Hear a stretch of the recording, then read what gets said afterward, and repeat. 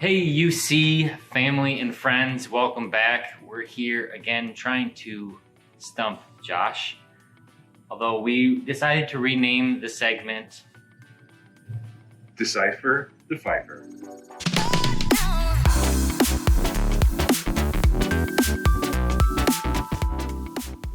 So Charlie, once again, just like in Tom vs. Somm, he went down to our cellar to pick a red and a white. He is going to try to stump me. He knows what the wines are. I do not. We're going to be doing a blind tasting using the deductive tasting format grid that you can find on courtofsommelier.org, I think. Over on the right, there says resources. Over at the bottom right, it will have a thing you can click and follow along called the deductive tasting format. We will be walking through sight, nose, palate, and structure, and then I will try to guess the grape, the region, and the age, and see if I have deciphered the Pfeiffer. Ooh, all right. So we are going to start with the white, move a little light to dark today. Okay, this first wine, I'm going to start with sight. It is a clear wine. Concentration is deep, medium to deep. Color is yellow gold with a little bit of copper hue. It's pretty much gold all the way throughout. Rim variation, no. Red wines like to be orange, kind of brown. White wines like to turn orange as they age, so that's indicative that this still has a little bit of life on it. Tearing is slow to form, slow to fall, indicating that it may have high amounts of sugar or high amounts of alcohol. Gas evidence, this is 0. Sometimes Grüner Veltliner and Pinot Grigio, you'll get a little bit of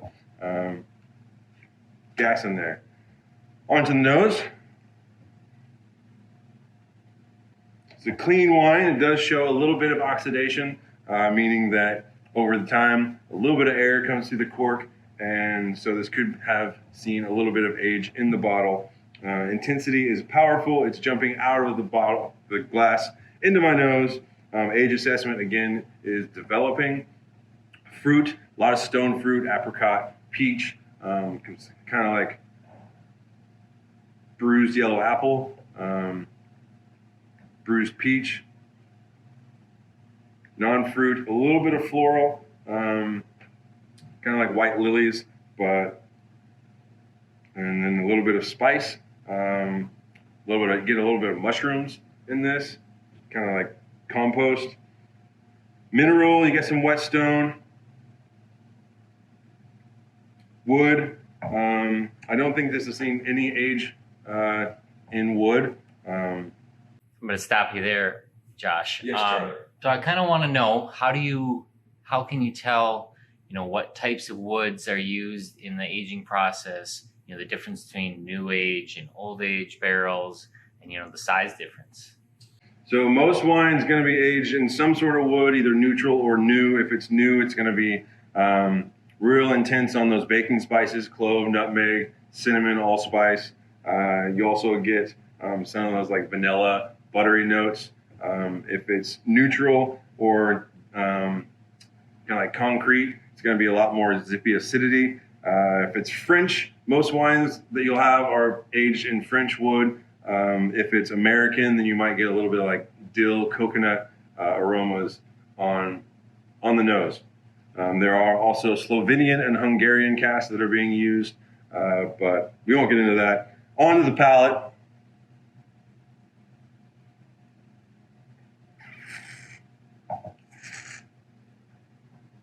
A little bit of sweetness. I'm going to call this wine an off-dry wine. It could be bone dry, dry, off-dry, medium sweet. I'm going to go with off-dry. Fruit, still a lot of stone fruit, pit fruit, apricot, kind of dried apricot. Overripe peach, kind of like that bruised yellow apple. If you cut it in half and left it on your counter for 2 hours, it kind of gets brown on the flesh. Still a little bit of vegetal and floral notes, mushroom. Yeah, fun wine. A lot going on. Again, I'm going to stick with not a lot of wood. If it was any wood in this aging and it was mostly neutral, oak. Onto the structure.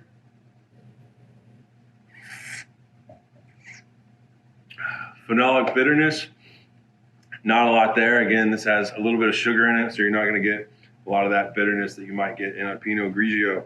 Acid is high, medium plus high. I'm going to go with medium plus. Alcohol, medium plus. Body is full. Texture is round and lean. It's full body, but it's got that zippy acidity. Does any element dominate? I'm going to go with acid on this one. There is a little bit of alcohol that I'm feeling on the back end, but the acid is the dominating feature, as well as a little bit of that residual sugar. The length is medium plus. It is still evolving on my palate. Complexity is medium plus as well. So here's where we make our initial conclusions. Possible grape varieties might be Chenin Blanc. It's full bodied. It's got that kind of waxy mouthfeel, but it does have high acidity, and I don't think that falls into Chenin Blanc. Could be a cool weather Chardonnay, something like Northern Burgundy, but again, not a lot of wood. So if it were a Chablis, it could be a Chablis without a lot of wood aging, but you don't see that kind of residual sugar on a Chablis. It could be a Riesling, and if so, it could be German, Australian, or French in Alsace. A lot of fruit, but a lot of other stuff going on in there. So I'm going to go with Old World. Climate is cool. Possible countries could be Germany or France. Age range, I said it was developing, so I'm going to guess it could be 1 to 3, 3 to 5, 5 to 10, 10 plus. I'm going to go with 5 to 10 years on this one. Final conclusion. This is where I have to step up to the plate, give it my best swing. Grape variety, I'm going to go with Riesling. Country of origin, I'm going to go with France and Alsace. Because of that elevated acidity and alcohol, you can tell that this was probably fully fermented. Well, in Germany, they'll stop the fermentation to leave a lot of sugar in the wine. This is a little bit higher alcohol. Again, Alsace. Vintage is 5 to 10 years. I'm going to go with a 2013. All right, moment of truth. You know, he does it again. We got a 2014 Alsatian Riesling, 13%. It's a nice, tasty wine. Yeah, it's good stuff. We got a lot of it down in the cellar, a lot of other Alsatian Rieslings as well. If your mouth is kind of watering as I was talking, then this might be the one for you. It goes great with like spicy dishes like a pad thai, any kind of like fish or fowl dish would go well as well. Okay, 1 for 1, feeling good. 1 for 1. Let's see what you brought with the red. Doing good. Okay, clarity, this is clear. It is deeply concentrated. The color is a little bit purple, a little bit ruby. Kind of gets a little more ruby on the edge. Rim variation. This is again where the wine, as it ages, it'll start to turn kind of orange, brick orange, brown on the edge. If you see any age, I do not see any of that rim variation on here. Extract and staining. Extract is how much color is in the tearing or in the legs. That might be more of a hot weather wine or hot weather growing conditions or close to the sun, because that juice is just soaking up all that skin color. I'm gonna say a little bit, not a lot.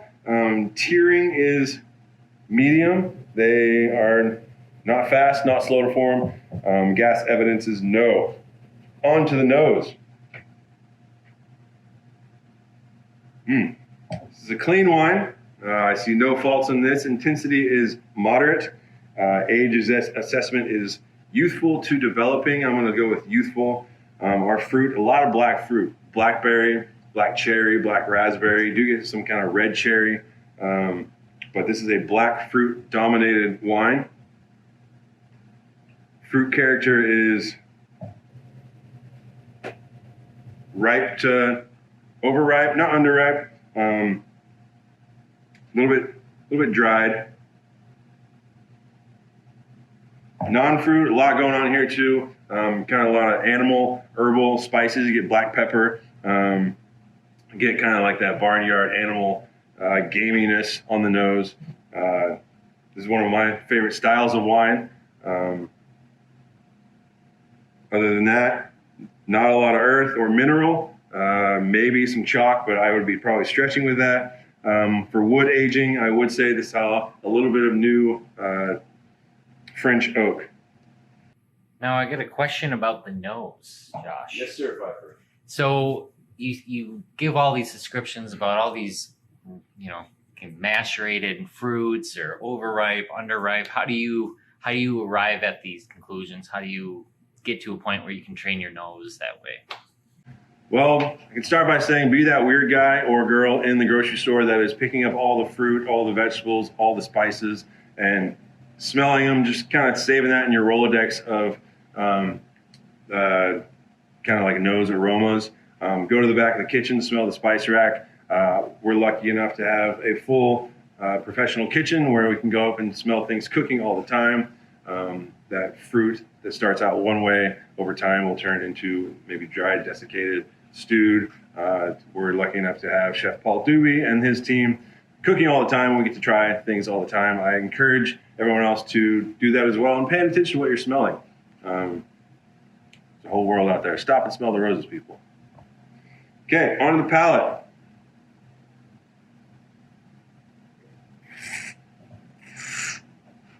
Again, bringing air over the wine while it's still in my mouth, aerating it in a sense in my mouth. Start with the sweetness. This is a dry wine. Fruit, again, black fruit dominated. It's a little more tart, a little more ripe than I assessed on the nose. The palate is a little more fresh, get a little bit more red cherry as well. Fruit character, like I just said, is a little bit fresher. Non-fruit, still getting a little bit of that like animal kind of barnyard funk to it. Earth, mineral, not much. Wood, I still think this saw some new wood, maybe 25%. The rest would be neutral. On to the structure. We're going to start with tannin.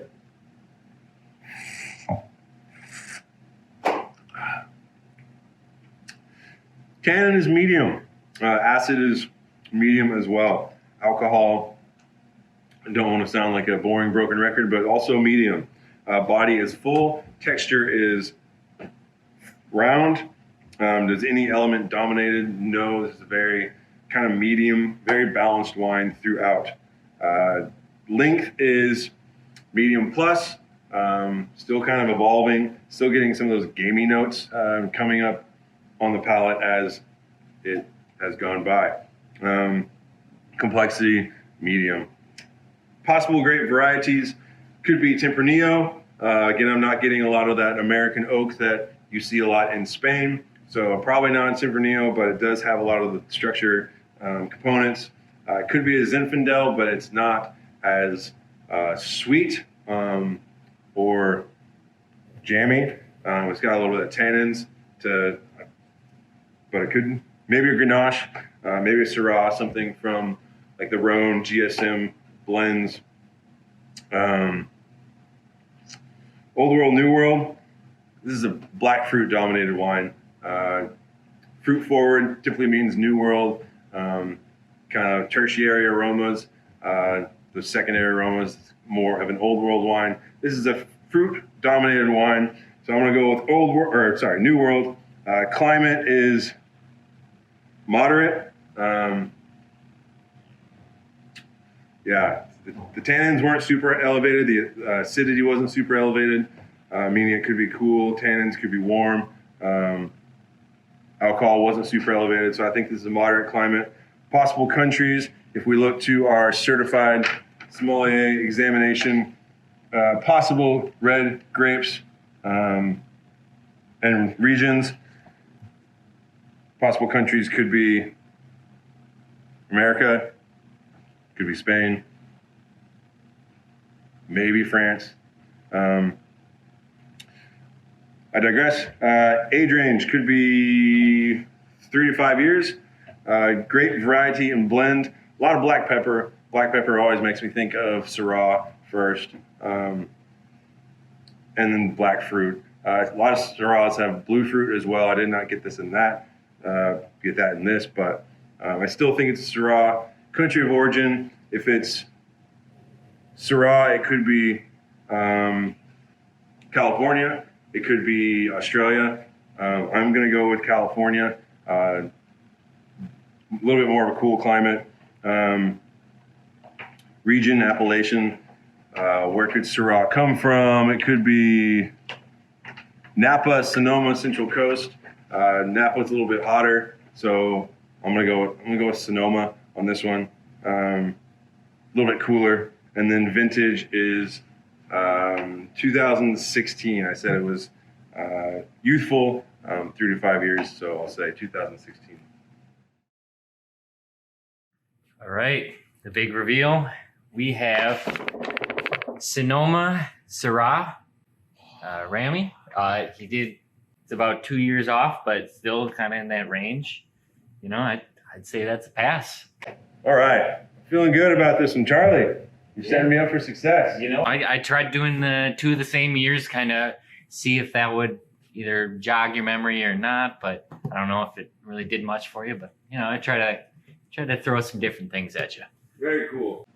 So again, with black pepper, that's a chemical compound called a rotundin that is very prevalent in Syrahs, either Côte Rôties, Northern Rhone, and California. Not so much in Australia, where you get a lot more kind of like mint eucalyptus notes. I didn't get a lot of pyrazines. It could have been Cabernet, but again, no pyrazines. That's that kind of green bell pepper aroma. So I didn't think it was that, but it could have been based on the structure. But 2 great wines. It's go great with big braised meat, barbecue, anything barbecue, or just enjoying by the fire. We've got this on the wine list, so please come by and say hi when we reopen, which we do hope to very soon. Yep. So thank you for watching. We really appreciate it. Maybe next time I can stump them. All right, thanks, folks.